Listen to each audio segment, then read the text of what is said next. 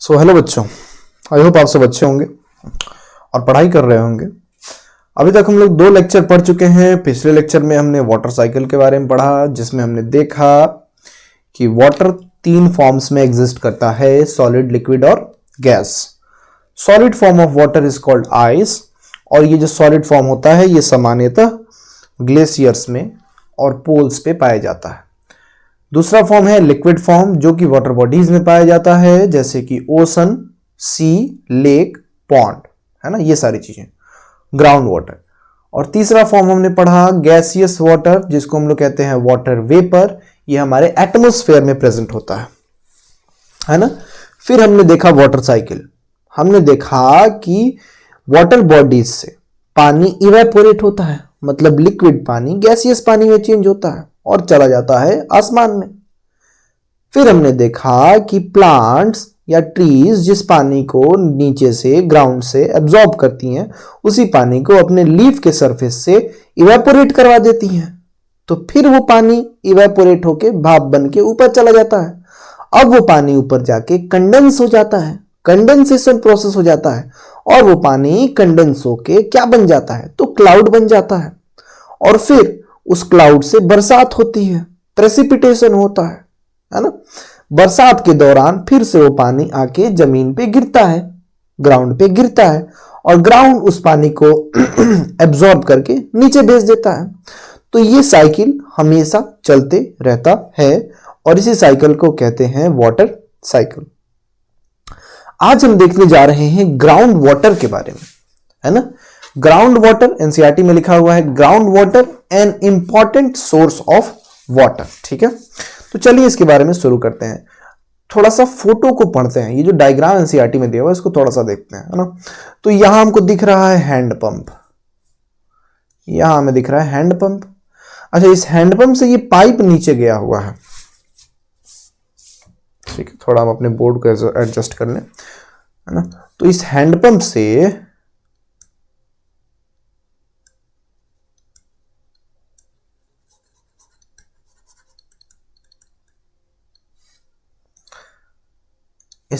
से हम लोग देख पा रहे हैं कि ये पाइप नीचे की तरफ गया है ना। हम लोग के घर में भी जब नया कल लगता है तो पाइप्स को, लोहे के पाइप्स को हम लोग नीचे ग्राउंड में भेजते हैं, है ना। और हम लोग उसको तब तक भेजते हैं जब तक हमको नीचे पानी ना मिल जाए, है ना। ये आप सबने देखा होगा। अच्छा, तो ये वही चीज है, ये पाइप जो कि हम रेड पेन से भी दिखा रहे हैं, ये गया, और जैसे ही इस पाइप ने वाटर टेबल को छुआ, यहां से पानी हम लोग के पास ऊपर आने लगा, है ना। तो आज यही पढ़ना है, वाटर टेबल क्या होता है, एक्वीफर क्या होता है, ग्राउंड वाटर क्या होता है ना। तो इन सारी चीजों के बारे में पढ़ना है। थोड़ा सा हम लोग रिचार्ज के बारे में पढ़ेंगे। आज हम लोग थोड़ा सा इनफिल्ट्रेशन के बारे में पढ़ेंगे। इनफिल्ट्रेशन, रिचार्ज को ही हम लोग इनफिल्ट्रेशन कहते हैं। तो इन सारी चीजों के बारे में आज हम लोग पढ़ने जा रहे हैं। चलिए सबसे पहले देखते हैं, ये जो नई बला है वाटर टेबल, ये क्या चीज है। वाटर टेबल क्या है। तो मेरे प्यारे बच्चों, अगर हम सॉइल को खोदना शुरू करें, है ना, सपोज कीजिए कि सॉइल है, यहां से हम लोग खोदना शुरू करें, नीचे जाने लगे, नीचे जाने लगे, नीचे जाने लगे, नीचे जाने लगे, तो एक ऐसे पॉइंट पे हम लोग पहुंच जाएंगे जहां सॉइल के पार्टिकल्स के बीच में और पत्थरों के बीच में हम लोगों को क्या मिल जाएगा, पानी मिलने लगेगा, है ना। तो इस पॉइंट को हम लोग कहते हैं वाटर टेबल। ठीक है, इसको कहते हैं हम लोग वाटर टेबल। तो इसको थोड़ा सा हम लोग इसके बारे में लिखते हैं कि क्या होता है water table. If we dig deeper, अगर हम बहुत डीप में खोदेंगे सॉइल में, we would reach a level where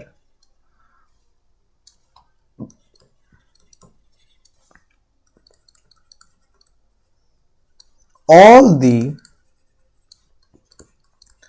spaces between particles of soil and gaps between rocks are filled with water। तो खोदते खोदते एक ऐसी जगह पहुंचेंगे जहां सॉइल के पार्टिकल्स के बीच में भी पानी है और रॉक्स के बीच में जो गैप है वहां भी पानी भरा हुआ है। इस लेवल को प्यारे बच्चों हम कहते हैं water table. This level is known as water table. ठीक है, तो इसको हम लोग वाटर टेबल कहते हैं।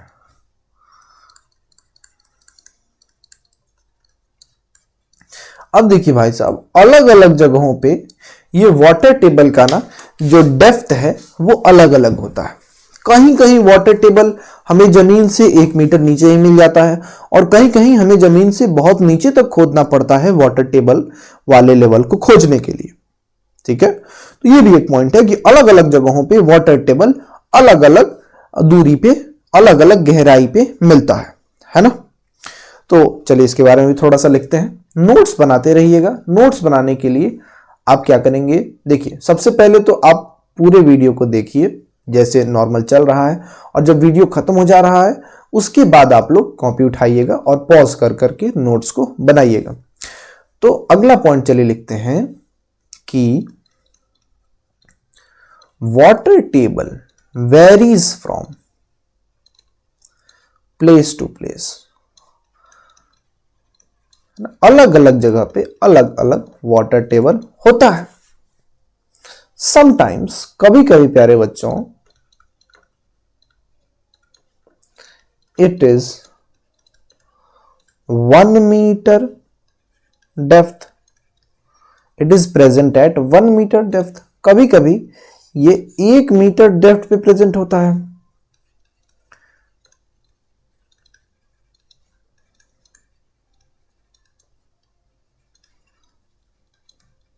और कभी कभी एंड एट सम प्लेसेस, और कुछ जगहों पे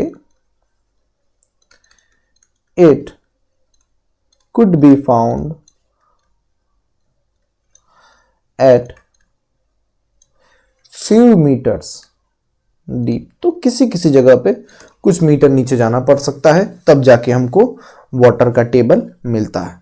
अच्छा, इस वाटर टेबल के नीचे जितना भी पानी होता है उसी को हम लोग बच्चों ग्राउंड वाटर कहते हैं, है ना। तो ये तीसरा और बड़ा ही इंपॉर्टेंट पॉइंट है कि the water found below the water table, water table below the water table. तो वाटर टेबल के नीचे जो पानी पाया जाता है इसी को कहते हैं क्या, ग्राउंड वाटर। तो अभी तक जो भी लड़ाई चल रही थी कि भाई साहब ये ग्राउंड वाटर क्या है, तो ये वाटर टेबल के नीचे होता है। चलिए ऊपर वाले फोटो को जरा फिर से देखते हैं। तो थोड़ा सा इसको हम लोग मिटाते हैं।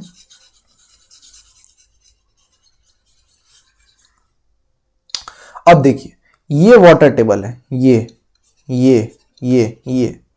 और इसके नीचे ये जो पानी है इसी को कहते हैं ग्राउंड वाटर। ठीक है, तो ऊपर से खोदते खोदते आते हैं ना, तो सबसे पहले हमें वाटर टेबल मिलता है और इस वाटर टेबल के नीचे वाले पानी को हम लोग कहते हैं ग्राउंड वाटर। अब लोग पूछेंगे कि सर वो सब तो ठीक है, आप ये बताइए कि ग्राउंड वाटर में पानी आता कहां से है, क्या भगवान जी छोड़ जाते हैं? तो नहीं बच्चों, भगवान जी पानी ग्राउंड वाटर में नहीं छोड़ जाते हैं। ग्राउंड वाटर में पानी इस प्रक्रिया से आता है। ये प्रक्रिया का नाम है फिल्टरेशन, इनफिल्टरेशन, है ना। कहने का क्या बात है, सपोज कीजिए हम आपको बोले कि वर्षा हो रही है ना, वर्षा हो रही है, रेन हो रहा है। ये पानी जैसे ही ग्राउंड पे पड़ता है, ग्राउंड इस पानी को, इस ग्राउंड में ये पानी सीप होने लगता है, सीपेज होने लगता है। धीरे धीरे करके ये ग्राउंड में पानी अंदर जाने लगता है और यही पानी सीपेज करते करते करते करते जाके नीचे क्या बना लेता है, ग्राउंड वाटर। ठीक है, तो ग्राउंड वाटर बनाने में एक प्रक्रिया हो रही है जिसमें ग्राउंड से पानी नीचे तक लाया जा रहा है, पानी का सीपेज हो रहा है। इसी प्रक्रिया को हम लोग इनफिल्टरेशन कहते हैं प्यारे बच्चों, है ना। इसी को हम लोग क्या कहते हैं, इनफिल्टरेशन। तो अगर यहां पर लिख दें कि this is surface of ground, this is surface of ground, और मान लो कि यहां पे हमारा ये क्लाउड है, तो क्लाउड से वर्षा हो रही है और ये पानी नीचे गया, तो ये जो कार्यक्रम है इसी को हम लोग कहते हैं इनफिल्टरेशन। तो हमारे ग्राउंड वाटर में पानी इसी प्रोसेस से होके भरता है। जैसे आप लोग देखते होंगे कि वर्षा हुई, बारिश हुई और ग्राउंड पे वो पानी पड़ा, और वो उस पानी की वजह से कुछ दिनों तक या फिर कुछ दिनों तक वो जमीन गीली रहती है और धीरे धीरे वो जमीन सूख जाती है। अच्छा, कितनी ज्यादा वर्षा होती है उस जमीन पे, पता नहीं चलता है कि वो पानी गया कहां, वो पानी कहीं इकट्ठा भी नहीं हुआ है। और मान लो 1 घंटे बारिश हुई, उस जमीन पे 1 घंटे तक पानी गिरा, लेकिन वो पानी का हमको कहीं अता पता लगता है क्या? नहीं। अरे भाई साहब, वो पानी एक्चुअली में ग्राउंड में सीप हो गया है ना, SEEP, है ना, सीपेज हो गया है ना, सिरते सिरते एकदम नीचे चला गया है पानी। इसी को बच्चों इनफिल्टरेशन कहते हैं, है ना। तो अगर आप इसका लिखना चाहें तो हम यहां लिख देते हैं कि the process of seeping of water from surface of earth to depth of ground. Earth के सरफेस पे, ग्राउंड के सरफेस से लेकर ग्राउंड के अंदर तक वो जो पानी सीपेज होता है पानी का, इसी प्रोसेस को कहते हैं हम लोग इनफिल्टरेशन, इज नोन एज इनफिल्टरेशन। तो भाई साहब, ग्राउंड वाटर में पानी इसी इनफिल्टरेशन प्रोसेस से होके भरता है ना। तो अच्छा, अब ये इनफिल्टरेशन रेन वाटर की वजह से हो सकता है ना, वर्षा के पानी की वजह से हो सकता है, या फिर पॉन्ड का पानी, है ना। पॉन्ड मतलब तालाबों का पानी, झीलों का पानी, रिवर्स का पानी, ये भी धीरे धीरे जो पानी होता है ना वो सीप होके ग्राउंड वाटर में चला जाता है। तो इनफिल्टरेशन केवल रेन वाटर का नहीं होता है, इनफिल्टरेशन पॉन्ड के पानी, लेक के पानी, रिवर के पानी, इन सब के वाटर्स का भी होता है। ठीक है, तो अगर हम यहां पे लिखें इनफिल्टरेशन टेक्स प्लेस, है ना, बाई वाटर ऑफ, किन किन चीजों के वाटर से होता है? तो हमने आपको कहा रेन के वाटर से होता है, पॉन्ड के वाटर से इनफिल्ट्रेशन होता है, रिवर के वाटर से होता है, लेक्स के वाटर से होता है। तो इन सब चीजों के पानी से इनफिल्ट्रेशन प्रोसेस होता है, जिससे ग्राउंड वाटर में जाके पानी भरता है। अब हम आपसे एक और छोटी सी बात बताएंगे, है ना, विच इज कॉल्ड एक्वीफर। एक और नया शब्द आ गया भाई साहब। ठीक है, तो अभी तक हमने ग्राउंड वाटर के बारे में पढ़ा, वाटर टेबल के बारे में पढ़ा। हमने ये पढ़ा कि ग्राउंड वाटर वाटर टेबल के नीचे होता है ना।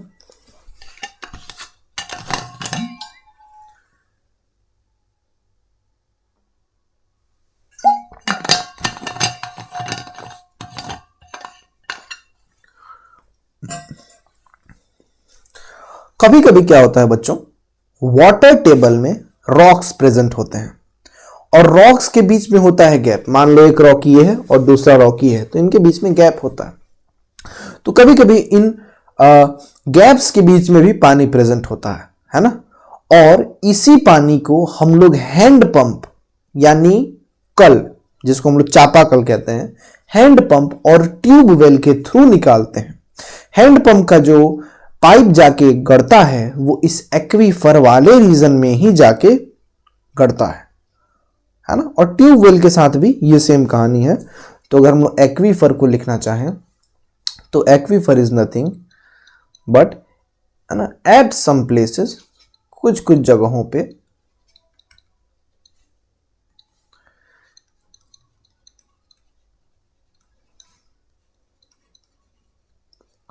At some places the groundwater is stored between, कहीं कहीं जगह पे ग्राउंड वाटर को स्टोर किया जाता है, store between layers of hard rock,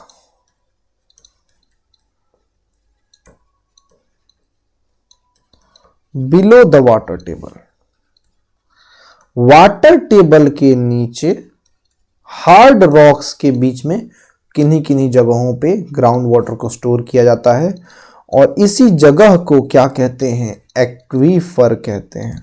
ठीक है, तो ये वाटर टेबल के नीचे होता है। आइए फोटो में देखते हैं, है ना। अगर आप ध्यान से देखें तो यहां आपको लेफ्ट साइड में कोने पे एक्वीफर दिख रहा है, तो भाई साहब वाटर टेबल तो ऊपर है और ये एक्वीफर नीचे है। एक्वीफर के साथ खासियत क्या है कि ये देखिए, इसके ऊपर भी रॉक्स का लेयर है और इसके नीचे भी रॉक्स का लेयर है। तो हार्ड रॉक्स के लेयर के बीच में जो पानी पाया जाता है, जो जगह होता है, उसी को हम लोग एक्वीफर कहते हैं, है ना। चलिए इस वाटर टेबल को भी हम लोग बक्से में बंद कर दें।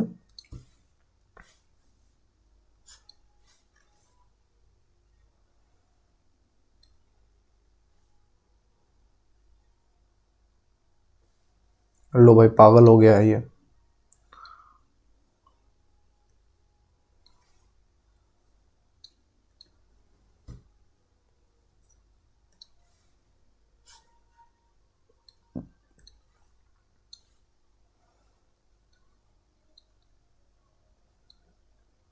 चले,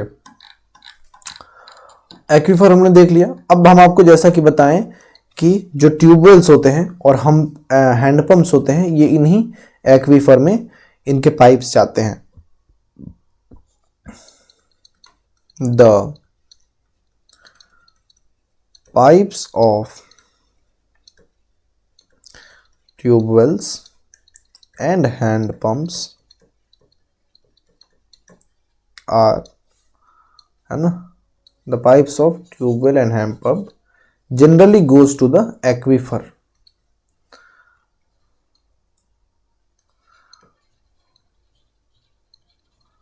Generally goes to the aquifers.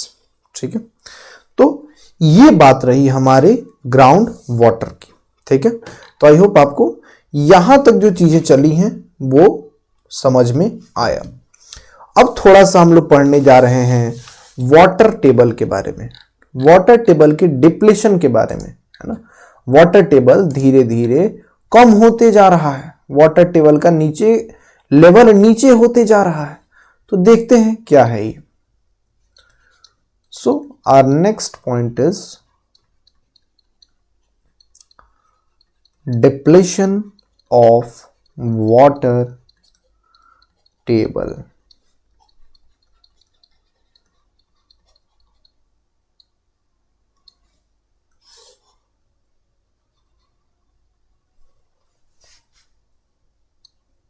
ठीक है,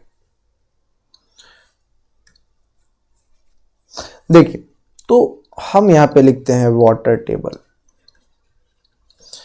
हम आपको बताए हैं वाटर टेबल और ग्राउंड वाटर तक पानी जमीन से इनफिल्टरेशन होके आता है ना। अच्छा, और हम यहां से पानी को निकाल लेते हैं अपने काम के लिए, तो हम लोग यहां से पानी को विथड्रॉ करते हैं। ठीक है, और इधर से फिर उस पानी को रीफिल किया जाता है, किस प्रोसेस से, तो बाय इनफिल्टरेशन। आई होप आपको अभी तक ये टॉपिक अच्छे से समझ में आ रहा है।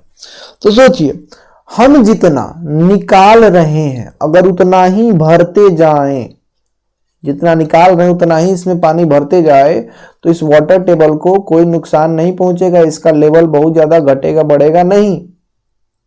लेकिन सोचो, तुम निकाल ज्यादा रहे हो, विथड्रॉ ज्यादा कर रहे हो, लेकिन रिफिल कम हो रहा है ना। सपोज कीजिए कि कोई पानी की टंकी है ना, जैसे आपके घर में ऊपर पानी की टंकी होगी ना, मान लीजिए उसमें से पानी आप निकाल बहुत ज्यादा रहे हैं और मोटर चला के भर कम रहे हैं, तो उसमें वाटर का लेवल घटेगा कि नहीं घटेगा? ऑब्वियसली घटेगा। जब आउटपुट ज्यादा है और इनपुट कम है, तो ऑब्वियस है इसी हिसाब से हमारे वाटर टेबल का भी डिप्लीशन हो रहा है, वाटर टेबल में भी कमी आ रही है। ठीक है, तो इसको अगर हम लोग थोड़ा सा नोट्स के फॉर्म में लिखना चाहें तो लिखेंगे, यूजुअली सामान्यतः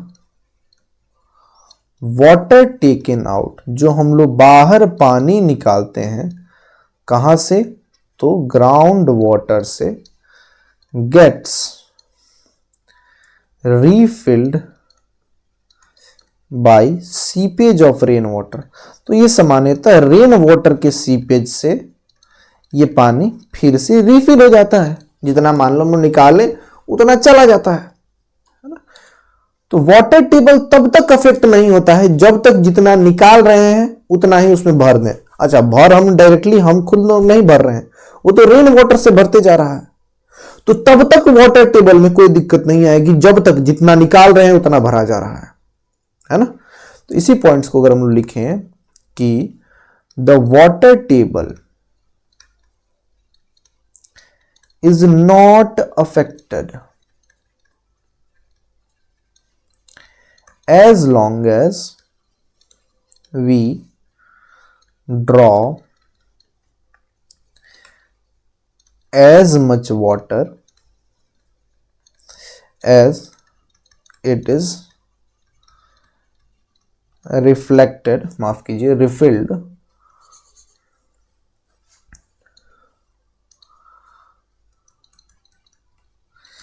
रिफिल्ड बाय नेचुरल प्रोसेस। तो वो तब तक नहीं घटेगा जब तक उस पानी को हम लोग रिफिल कर दे रहे हैं,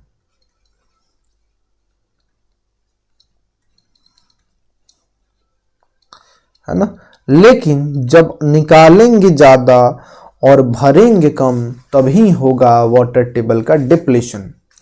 अब यहां पे अगर हम लोग लिखें, देखिए वाटर टेबल का डिप्लीशन घटने का कारण क्या है, चलिए उसके बारे में बात करते हैं। Water table can go down due to following reason.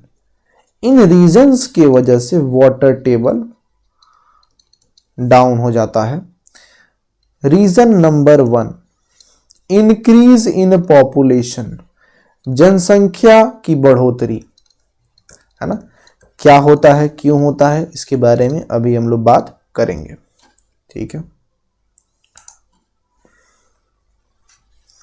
Increase in population, चलिए इसके बारे में एक बार हम लोग बात करते हैं थोड़ा सा।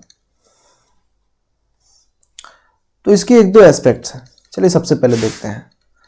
अच्छा, पॉपुलेशन बढ़ा यानी जनसंख्या बढ़ी, तो आपको क्या लगता है उन लोगों को रखने के लिए नए घर बनाने पड़ेंगे?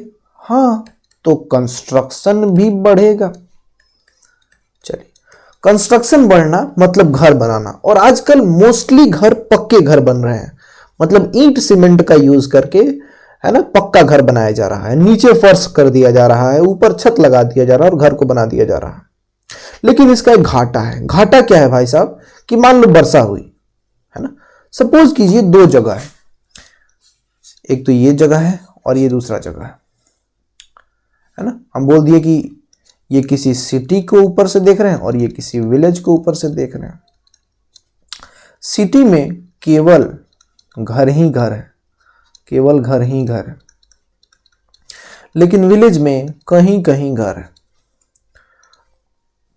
और ज्यादातर एरिया वैकेंट है, खाली है।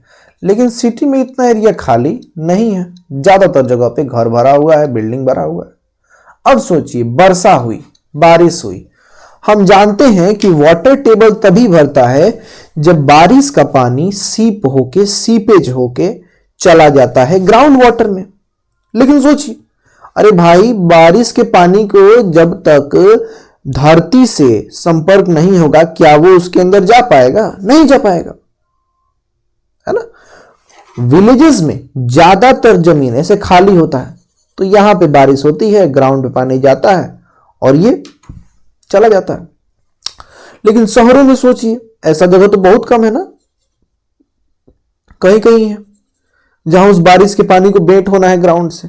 मोस्ट ऑफ द जगहों पे तो वो बारिश का पानी कंक्रीट के फ्लोर पे टकराता है, समझ रहा है, वो पानी एब्जॉर्ब नहीं हो पाता है। ठीक है, तो कंस्ट्रक्शन के वजह से शहरों में, है ना, इस चीज को हम लोग नीचे लिखते हैं, कंस्ट्रक्शन के वजह से ओपन एरियाज, खुले जगह, कैसे, जैसे कि पार्क एंड प्लेग्राउंड, ये घट जाते हैं। ग्राउंड नहीं है, पार्क नहीं है, क्यों? क्योंकि बहुत कंस्ट्रक्शन हो गया है। अच्छा, इसके वजह से क्या होता है, सीपेज ऑफ वाटर घट जाता है। Seepage of water into ground घट जाता है। ग्राउंड में अब पानी कम सीपेज हो रहा है, और जब सीपेज कम होगा तो वाटर टेबल भी घटने लगेगा।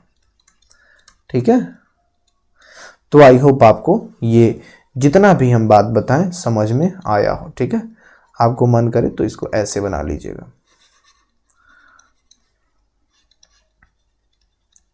कि कैसे कैसे चीजें हो रही हैं। पॉपुलेशन बढ़ा, कंस्ट्रक्शन बढ़ा, ओपन एरिया लाइक प्लेग्राउंड घटा, है ना, तो सीपेज ऑफ वाटर ग्राउंड में होने वाला भी घट गया, इसलिए वाटर टेबल भी घट गया।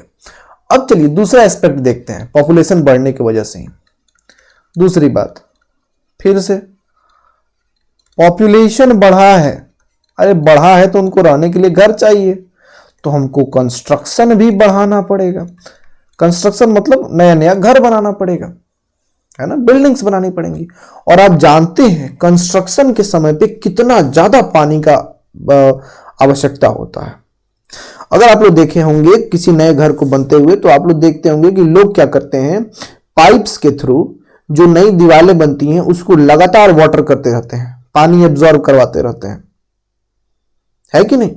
तो कितना ज्यादा पानी का यूज हो रहा है कंस्ट्रक्शन में, और लोग बढ़ रहे हैं तो कंस्ट्रक्शन बढ़ेगा, तो पानी का यूज भी बढ़ेगा, है ना, यूसेज ऑफ वाटर बढ़ेगा।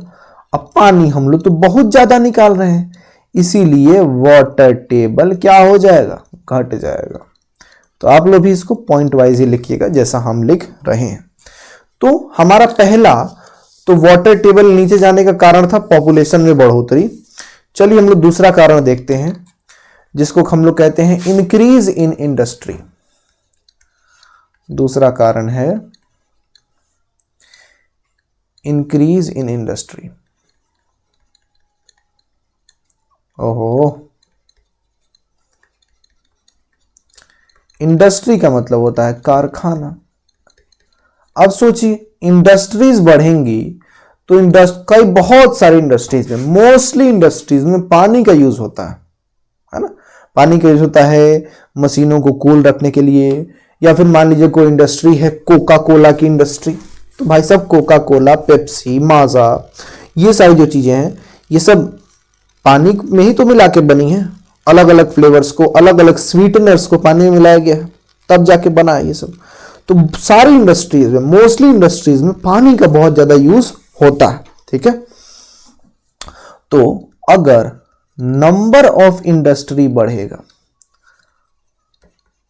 अगर कारखानों का संख्या बढ़ेगा तो पानी का यूसेज भी बढ़ेगा, यूसेज ऑफ वाटर बढ़ेगा। अब पानी यूज ज्यादा होगा तो वाटर टेबल डाउन हो जाएगा, वाटर टेबल घटेगा। तो वाटर टेबल घटने का ये हमने दूसरा रीजन देखा। चलिए तीसरा रीजन देखते हैं, जो कि काफी कंसिडरेबल रीजन है, which is agricultural activities. Which is agricultural activities. अब अगर आप में से जो लोग गांव से डायरेक्टली जुड़े होंगे, आप सब जानते हैं कि जब खरीफ फसल बोया जाता है, खरीफ फसल का मतलब धान, दैट इज राइस। तो जैसे ही हम लोग राइस को बोते हैं, उसको बोने के लिए, उसका सोइंग करने के लिए पानी की आवश्यकता होती है। तो जो किसान होता है ना, यूजुअली सोचता है कि जब वर्षा होगी तब जाके हम धान के बीज का सोइंग करेंगे, है ना। सोइंग मतलब सोना नहीं बच्चों, बीज को रोपना, तो रोपाई तभी होगा जब रेन वाटर होगा, रेनफॉल आएगा। तो रेनफॉल पे डिपेंडेंट होता है, रेन पे डिपेंडेंट होता है ना। यूजुअली इंडियन फार्मर्स किस पे डिपेंडेंट रहते हैं पानी के लिए? तो रेनफॉल पे। यूजुअली या फिर generally Indian farmers depend on rain for irrigation. अपने फसलों की सिंचाई के लिए वो लोग वर्षा पे डिपेंडेंट होते हैं, है ना। अच्छा, कई जगहों पे इरिगेशन के लिए कैनाल्स भी होते हैं, है ना। At some places canals are also present to deliver water for irrigation. Irrigation के लिए, सिंचाई के लिए कई जगहों पे कैनाल्स यानी नहरें भी होती हैं, है ना। लेकिन बच्चों, क्या इन कैनाल से, है ना, और रेन वाटर से क्या किसान की जरूरतें पूरी हो जाती हैं? तो जाहिर सी बात है नहीं। तो किसान एट लास्ट क्या करता है? तो ग्राउंड वाटर को निकाल के अपने खेत को इरिगेट करता है, अपने खेत की सिंचाई करता है। तो सोचिए, है ना, अगर रेनफॉल कम हो रहा है, कैनाल्स में पानी नहीं आ रहे हैं, तो किसान को एट लास्ट क्या करना पड़ेगा? ग्राउंड वाटर को निकालना पड़ेगा, क्योंकि ये दोनों बहुत ज्यादा इफेक्टिव नहीं है। इरिगेशन रेन पे बहुत ज्यादा किसान डिपेंडेंट नहीं रहता है बहुत सारे केसेस में, है ना। But these sources are not effective, तो ये बहुत ज्यादा इफेक्टिव नहीं रहता है। So farmer uses the ground water for irrigation. तो सिंचाई के लिए लास्ट में फार्मर ग्राउंड वाटर का यूज करता है ना। तो ये कुछ कारण हैं जिसके वजह से वाटर का जो टेबल है उसका लेवल डाउन हो रहा है। अच्छा, और भी कुछ एग्जांपल्स हैं, और भी कुछ रीजंस हैं, चलिए हम उसको लिख देते हैं। हालांकि वो हमारे इस सिलेबस में बहुत ज़्यादा नहीं पढ़ाया गया है, 3 हमने देख लिया ना। देखिए, चौथा रीजन हमको पढ़ना है, which is deforestation. Increasing deforestation, पेड़ों की कटाई, है ना। पेड़ों की कटाई की वजह से भी वाटर टेबल नीचे जाता है। एक और पढ़ना है हमको, decrease in area of seepage of water. पानी के सीपेज के लिए जितना एरिया चाहिए उतना एरिया नहीं मिल रहा है। इसके वजह से भी कई जगह पे वाटर की स्कैरसिटी और वो देखने को मिलता है, वाटर टेबल डाउन होने को मिलता है। तो आई होप आपको ये समझ में आया हो, ठीक है। एनसीईआरटी अवश्य पढ़ते रहें और हम लोग मिलते हैं नेक्स्ट वीडियो में। चलिए, थैंक यू।